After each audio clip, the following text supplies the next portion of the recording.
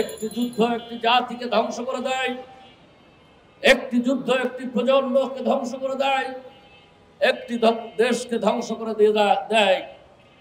আমরা প্রতিবাদ জানাই।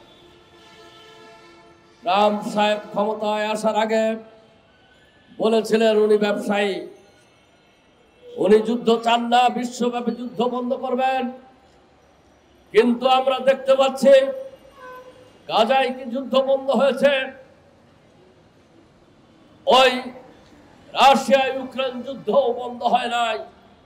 গতকালও ইউক্রেনে বোমা হামলা হয়েছে। কোথায় ট্রাম্পের সেই নির্বাচনী ওয়াদা?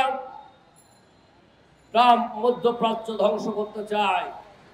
মার্কিন সাম্রাজ্যবাদ ধ্বংস করেছে লিবিয়া, ধ্বংস করেছে ইরাক, ধ্বংস করেছে সিরিয়া, ধ্বংস করেছে লেবানন, ধ্বংস করছে গাজা, ফিলিস্তিন, এখন ধ্বংস করতে চায় ইরাক।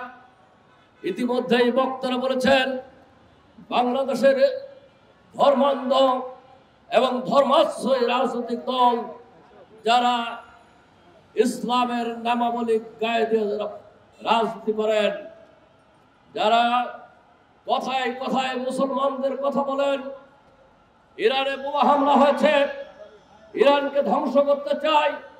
কি কারণে ধ্বংস করতে চায় আমরা জানি।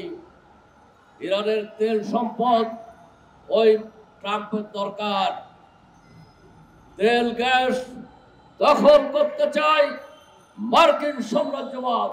এই কারণে ইসরায়েল এবং আমেরিকা মিলে ইরানকে ধ্বংস করতে